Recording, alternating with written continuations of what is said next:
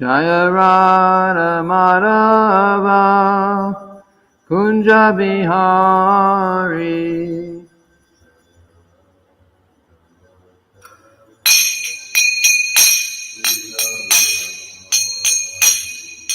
Gopi Chanda Ballava Girivardhari.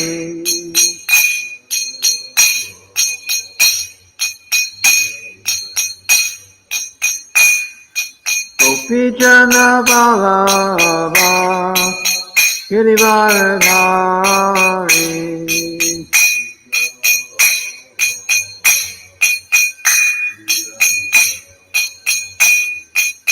Yashoda Nandana Pratijana Ranjana.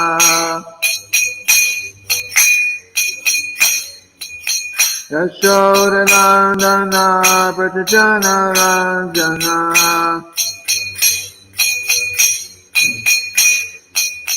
Yamuna Tira Vanachari. Yamuna Tira Vanachari. Jaya Vada Madhava Kunja Bihari.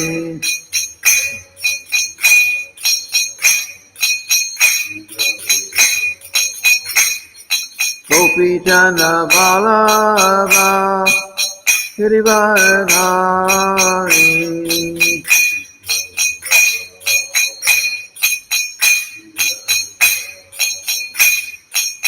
Yashoda Nandana Pratijana Ranjana.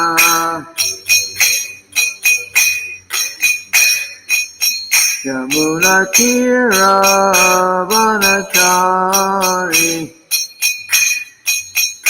Vanachari. Hare Krishna, Hare Krishna, Krishna Krishna Hare Hare. Hare Rama, Hare Rama, Rama Rama, Hare Hare.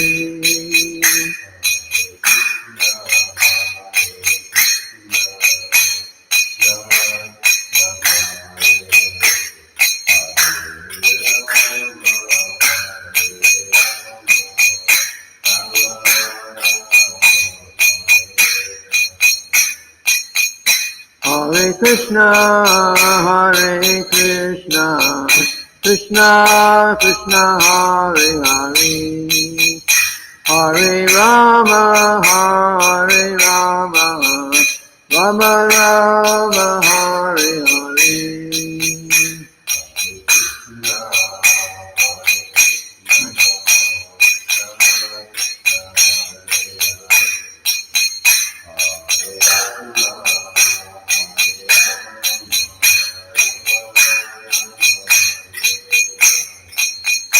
Hare Krishna, Hare Krishna, Krishna Krishna Hare Hare. Hare Rama, Hare Rama, Rama Rama, Hare Hare.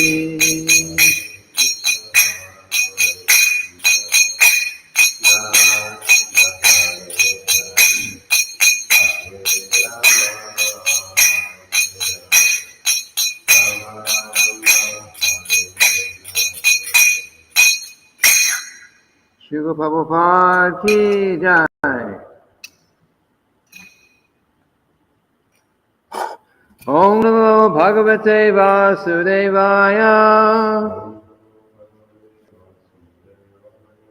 Om Namo Bhagavate Vasudevaya. Om Namo Bhagavate Vasudevaya.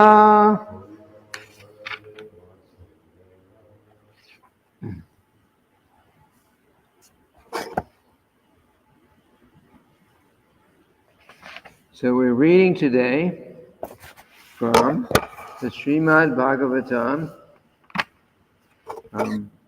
8th canto, chapter 3, text number 10.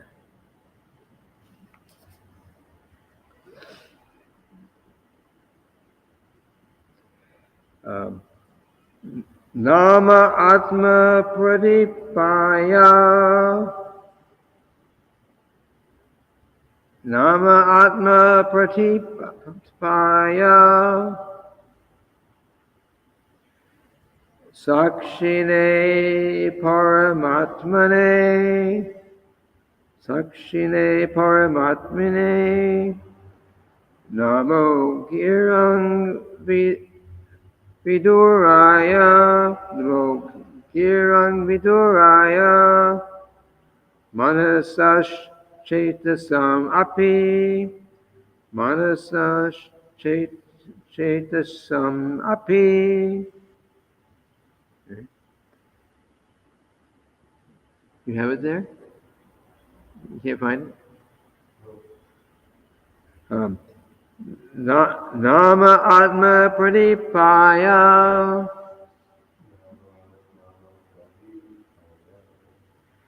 Sakshine Paramatmane. Namo Girang Viduraya. Namo Girang Viduraya. Manasash Chetasam Api. Manasash Chetasam Api. Nama Atma Pradipaya. Sakshine Paramatmane. Namo Girang Viduraya. Manasash Chetasam Api. So word for word synonyms. Namaha. I offer my respectful obeisances. Atma Pradipaya. Unto he who is self-effulgent, or who gives enlightenment to the living entities. Sakshine, who is situated in everyone's heart as a witness. Who is situated in everyone's heart as a witness. Parama Atmane. Unto the Supreme Soul, the Super Soul. Unto the Supreme Soul, the Super Soul. Namaha. I offer my respectful obeisances. I offer my respectful obeisances. Giran, by words. By words. Viduraya, who is impossible to reach. Who is impossible to reach. Manasaha, by the mind. By the mind. Chetasam, or by consciousness. Or by consciousness. Api, even. Even. Translation. I offer my respectful obeisances unto the Supreme Personality of Godhead, the self-effulgent Super Soul, who is a witness in everyone's heart, who enlightens the individual soul, and who cannot be reached by exercises of the mind, words, or consciousness. So, once again.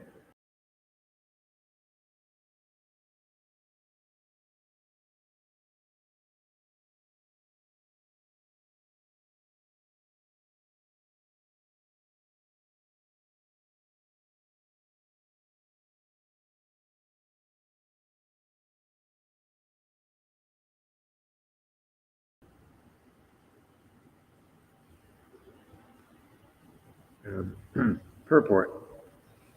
The Supreme Personality of Godhead, Krishna, cannot be understood by the individual soul through mental, physical, or intellectual exercises.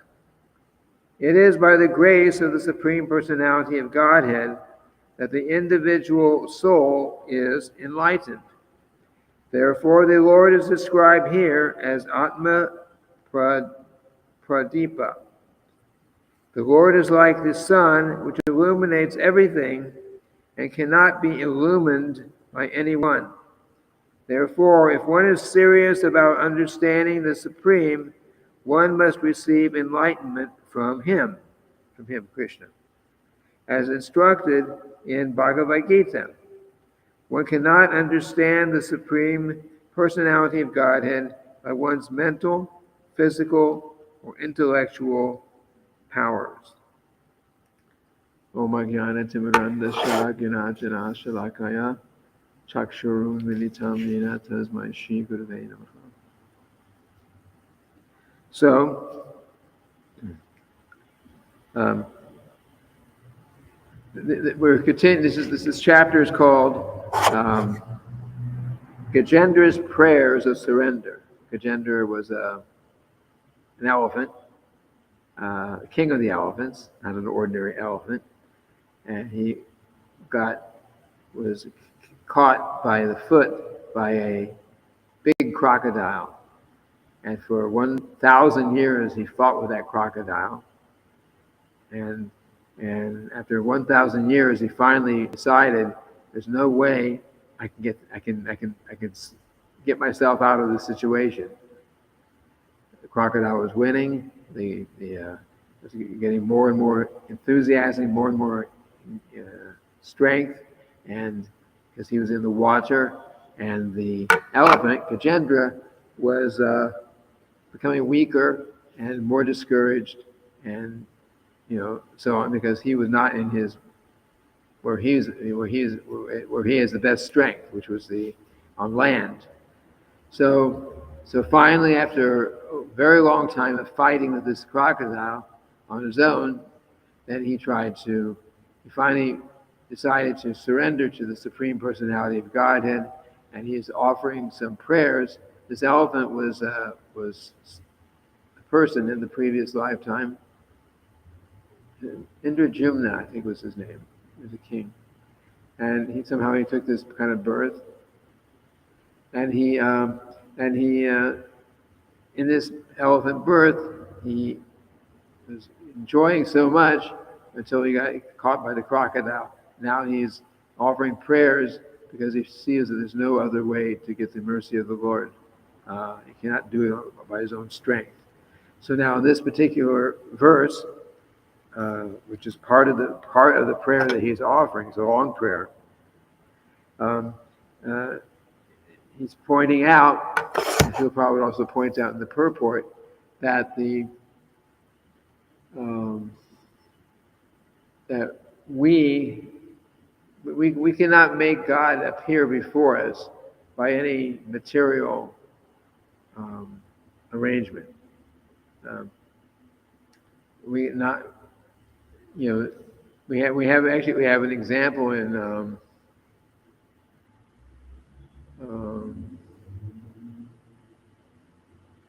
I think Narada Muni in his previous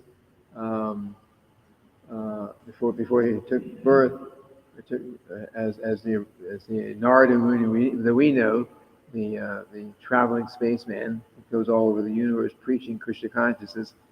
His previous birth, he was performing some devotional service, and the Lord appeared before him in his meditation, and in due course of time, after a short time, the Lord disappeared from his vision, and then it only appeared again in voice, and saying that I have appeared before you to encourage you to become fully Krishna conscious, and now you will not see me again in this lifetime. Just go on practicing your devotional service, which he did for the rest of his life. So, but he tried, after seeing the Lord, he tried through different means, mechanical means of yoga and so on. He tried by those means to force the Lord back into his mind. Sitting there, meditating, trying to fix his mind the way he's supposed to fix it, chanting mantras, whatever he did, but he could not make the Lord appear there before him. So that's the point of this verse here, that we make our endeavor to we make our endeavor to please the Lord, and ultimately by the Lord's mercy only, by the Lord's mercy, and when He is ready, He will reveal Himself to us. He'll reveal Himself to us. We cannot force Him to reveal Himself to us. Some people boldly say, show me God. If there's a God, make Him come here and show Himself before me. Like I'm some important person that I can demand that God will appear before me. But if that doesn't even make sense, because even if you wanted to, if an ordinary person, an ordinary citizen in say the United States wanted to go and walk up to go to the Washington D.C. and go to the White House and say, I want the president to come here and see me now. I demand that the president comes out and sees me and talks with me about what I want to talk about. It doesn't happen, at least not in present times. Previously, the kings, the great kings, anyone could come and anyone could talk with the king. That was different in Vedic times. But now, of course, this does not happen. So in this example here, we cannot force God to appear before us, but we can get Him. But we can get His mercy by engaging in His devotional service. That's all, and that's what Bhakti Yoga is about. That's what Sadhana Bhakti is about.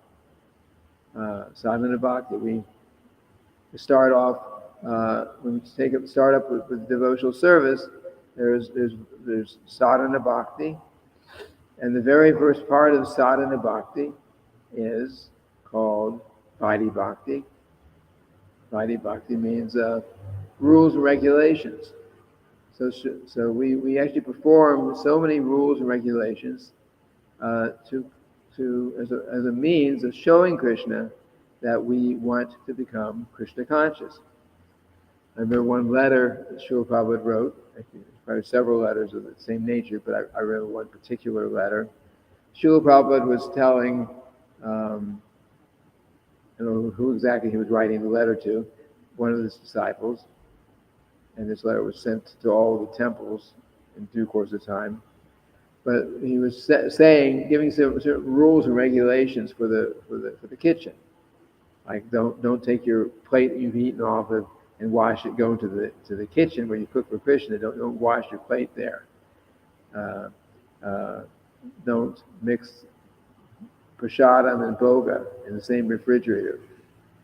Srila Prabhupada called that he said in India you would never find such an unclean habit.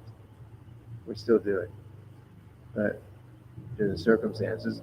But actually, the Srila Prabhupada's instruction was prasadam and bhoga should not be in the same refrigerator, even.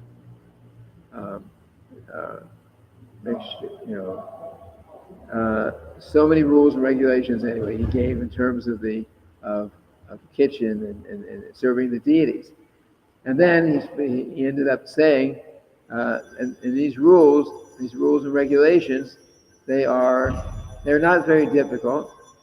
And he says they must be performed. They must be performed. He says, otherwise, how can we show Lord Krishna that we want to please Him? Anyone can say, "Oh, I love God. I love everyone. I love God." Okay, but actual love of God means you got to show it. Just like there's two people, maybe a man, maybe a woman, and one's saying, "I love you." Well, I love you too. Okay, if you love me, what are you going to do for me? I mean, show that you love me. They say talk is cheap, right? Anyone can say anything about anything, But we actually mean something, if we want to show that we actually believe in it, and what uh, we're stating, then there has to be some practical proof, some practical um, endeavor made showing that we actually believe it.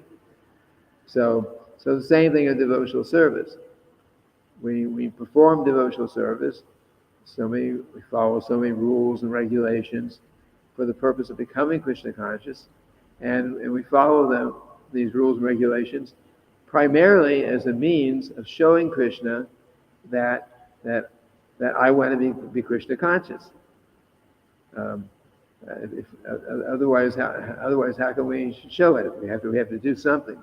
So we chant Krishna's holy names. We chant in ISKCON, at least. We chant minimum 16 rounds Hare Krishna mantra daily. Um, and so sometimes that chanting is easy. Sometimes we're tired. It's very difficult. Sometimes we feel like it. Sometimes we don't feel like it. But if we want to become Krishna conscious, we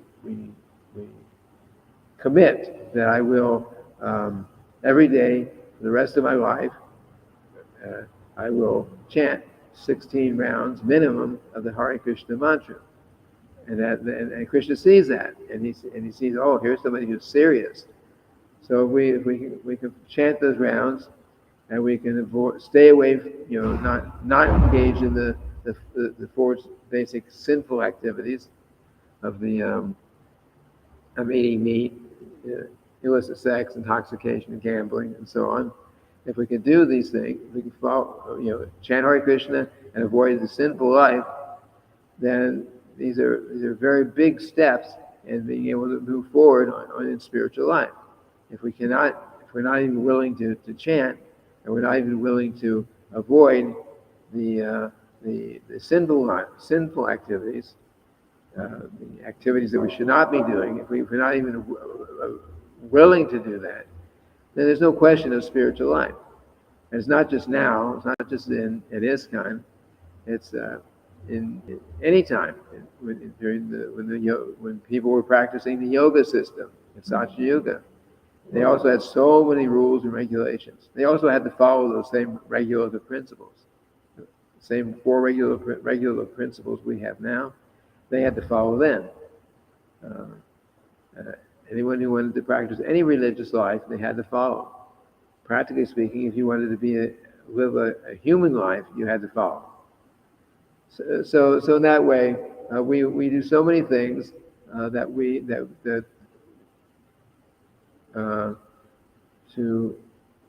to get the mercy of the Supreme Personality of Godhead. Also, one of those very important things that we do to please Krishna, so we can become Krishna conscious, is regularly, daily hearing Srimad-bhagavatam. The Srimad-bhagavatam verse, first canto, second chapter, verse 18. It's Nashta Prayesh Bhadreshu Nityam Bhagavata Sevaya Bhagavat Uttama Shoki Bhaktir Bhavati Naishtaki, which means that by regular attendances in the class on the Srimad-bhagavatam, regular means daily, so regular attendance in classes on the Srimad-bhagavatam, and by rendering service to the pure devotees, all that is inauspicious in the heart will be destroyed almost to nil. Nil means nothing. Almost to nil means, we think, why not completely? All the bad things in the heart immediately just go away. Why almost? Well, basically because we're still in the material world. The material world's still troublesome. So there's always something while we're in the material world. But other than that, then it is by practicing Krishna consciousness, by hearing the Srimad-bhagavatam, by trying to follow the instructions of the Srimad-bhagavatam, then we become free from that, and life becomes purified. so Srila Prabhupada gave us. He gave us it as a part of our regular daily program, morning program, evening program. He gave us those activities which are most essential, because there's many devotional activities, but there are 5 kinds of devotional activities that are considered most important. One of them is chanting Hare Krishna, chanting the holy names. One is associating with devotees. One is hearing our Srimad-bhagavatam. Another one is living in a holy place. And what is the other one? I forget. But basically, the five different means of devotional activities that are out of 64 kinds of devotional activities. There are 5 most important, and those 5 most important activities are all part of the basic sadhana that Srila Prabhupada gave us. We chant Hare Krishna, japa, and kirtan. We stay in the association of devotees. That's what the temples are for. Either to be at the temple or be coming to the temple. We have the association of devotees. We study the Srimad-bhagavatam regularly. Of course, Bhagavad Gita also. The Srimad-bhagavatam specifically is mentioned there. The temple itself is considered a holy place, or a place of pilgrimage, because devotional service is going on at the temple. The deities are in the temple, like that. So when Srila Prabhupada established, ISKCON and our particular program in ISKCON, he made sure that those 5 most important devotional activities were all included in our daily program, our daily activities, like that. And by performing all these activities, Guru Puja, of course, is also very important. I remember I don't remember the exact year, it was probably 75, 76, like that, during the December marathon. The boys were getting up and going out and selling lots of books, like that. And during that time, and so someone, somewhere, had written to Srila Prabhupada at the beginning of the marathon,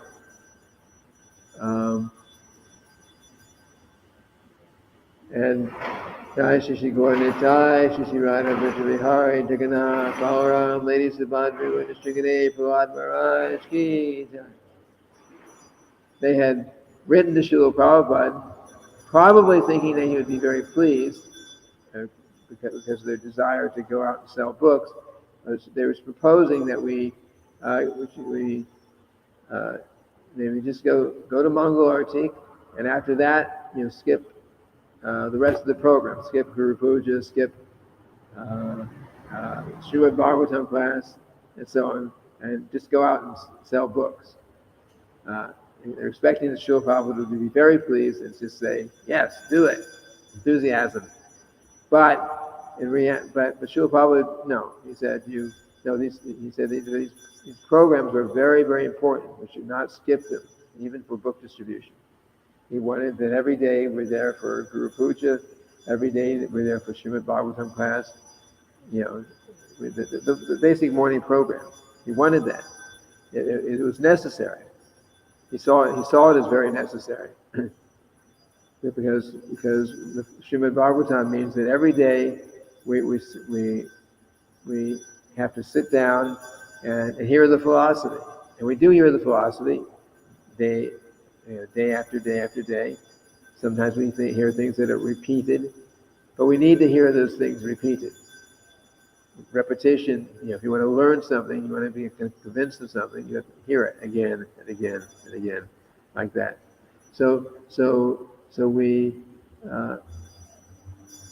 hearing the philosophy regularly, hearing and chanting the holy names regularly, coming every day, seeing the deities daily, regularly, doing, if you're a pujari, then doing regular devotional service, regularly, just like a deity worship. It's not that we just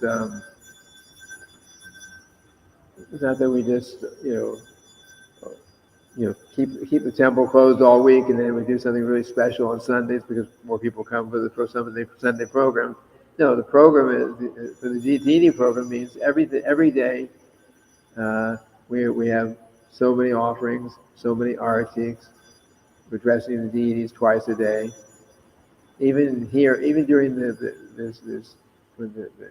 COVID time, the pandemic time. Well, I guess it was different places, but every day here we kept going. We never missed the Mongol Arati during that time. I mean, maybe nobody was here, but the deities there had Mongol Arati. We dressed the deities twice a day. We had other offerings and aratiks, and even the festivals we put on and started recording them and sending it out because it was hard for anyone to come. But these activities went on. So all these points I'm making go back to the point of this verse, which is that we cannot make Krishna appear before us, but we can inspire him or please him so that he will want to appear before us. We please him by chanting our rounds, by following the 4 regular principles, by doing regular devotional service, by worshiping the spiritual master, Guru Puja, by doing whatever we can within our power to give Krishna consciousness to others. In fact, a very big part of our spiritual advancement individually is how much we are cooperating and carrying on the Krishna consciousness movement. In fact, Srila Prabhupada said like that. He says, your love for me, after I leave, your love for me will be tested by how well you cooperate with each other in carrying on this mission. That's the. So we can say, oh, I love Srila Prabhupada so much. Okay. So what are you doing practically to please Srila Prabhupada, who you love? He says our love is shown by how well we work together, cooperate with each other, in carrying on the mission, the Krishna consciousness movement. So that was Srila Prabhupada's standard. If we want to show that we love him, that we care about him, that we respect him, then he wants to see how well we are working together. And sometimes association of devotees becomes difficult. Sometimes it becomes difficult, and sometimes we may think, our mind will say that association of devotees has become so difficult. I better give up the association of devotees. Better I just go and live on by myself somewhere. I could chant Hare Krishna like that. But Srila Prabhupada says, he says, if someone thinks that he can become Krishna conscious, anyone who thinks that they can become Krishna conscious outside or without the association of devotees, he is living in an hallucination. It's just in his mind. It can't happen. We cannot become Krishna conscious outside of the association of devotees. We don't necessarily have to live in the temple, but we have to be associating. So on one level or another, we have to associate with devotees. We cannot be like Haridas Thakur, who could sit down in one place for most hours of the day, chanting 192 rounds every day of the Hare Krishna mantra. We can't do it. 300,000 holy names. 192, that's 3 times 64. We cannot do that. We cannot do like Haridas Thakur. And even Haridas Thakur associated with devotees. He associated with Lord Chaitanya. He associated with the other devotees he was very dear to all those devotees. And he also went out preaching Krishna consciousness. Even though he was chanting so many rounds a day, somehow or other he went out preaching. But we are not Haridas Thakur. We cannot sit down, we can hardly sit down and chant 16 rounds. It's difficult. So what to speak of 192 rounds. We cannot just do that on our own. We cannot, and if we're not chanting, we'll not be able to chant so much all day on our own. It's not possible without association with devotees. And if we're not chanting, then we'll not be able to follow the regular principles. There'll be no taste.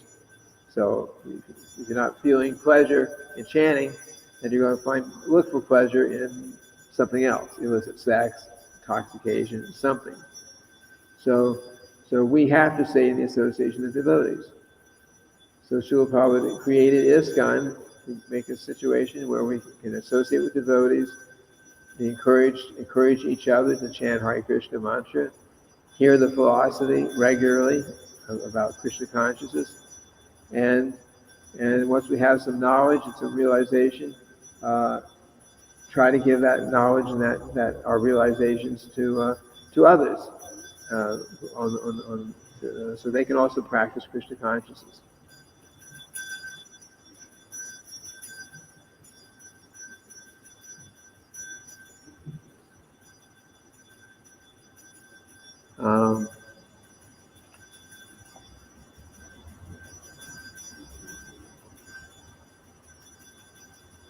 Anyway, these are a few points here. Are there any questions or comments? Oh, I see something came in on the screen. No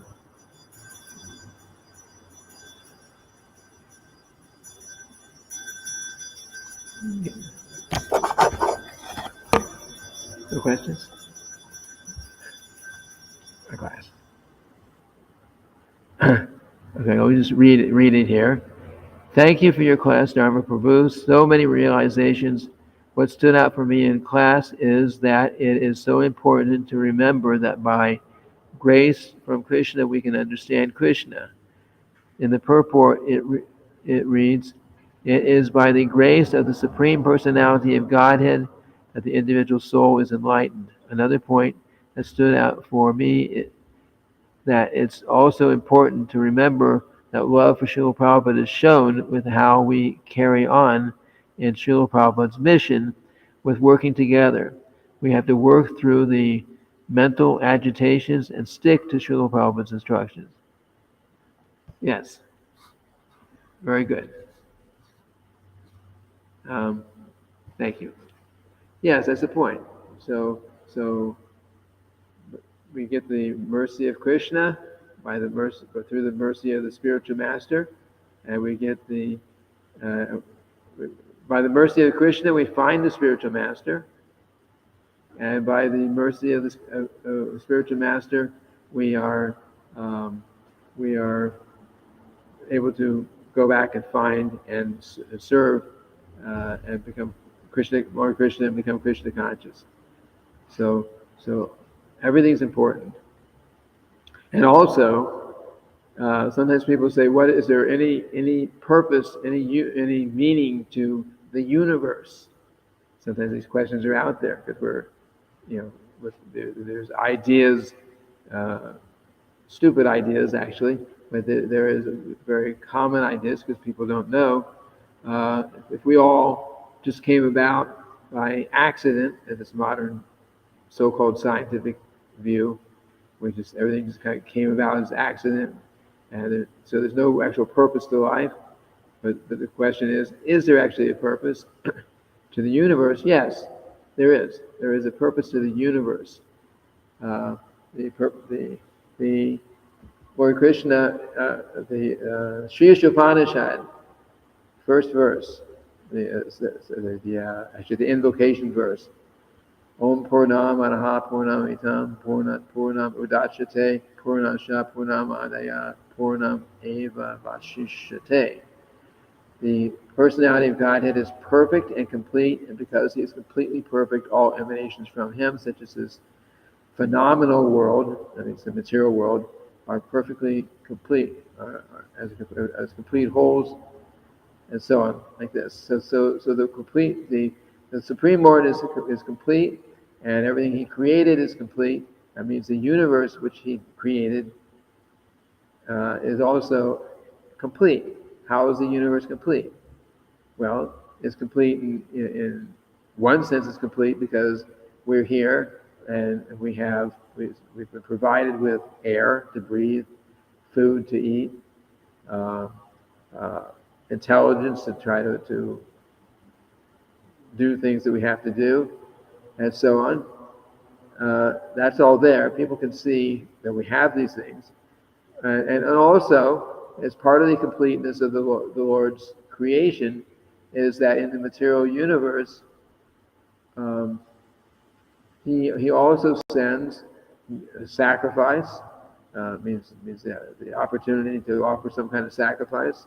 As it says, Bhagavad Gita verse also says, in the beginning of the creation, the Lord sent forth generations of men and demigods, saying, "Be thou happy by the performance of this yajna, sacrifice, for by doing so it will be bestowed upon you all desirable things." So he gave sacrifice, which for us in this age is primarily chanting Hare Krishna, and he also sent within the universe the Vedas. He gave the Vedic scriptures. He sends his pure representatives like Srila Prabhupada and so many acharyas before him, and so that when we are ready, when we've had enough, we're tired of the material world, we want something beyond, something better than what we have, then he brings us in contact with the Lord Krishna arranges that we come in contact with a devotee, and by coming in contact with the devotee, then we learn about devotional service and we move forward. So all these this is all part of the Lord's perfect, perfectly complete creation in the material universe.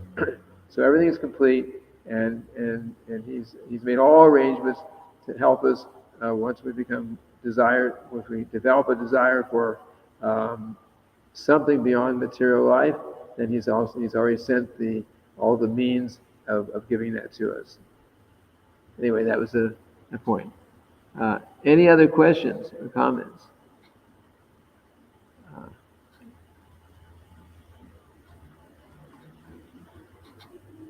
Okay. So if not, then I'll end here for today. Tomorrow we will continue with verse 11 of this chapter. Thank you very much for those who have come. Hare Krishna.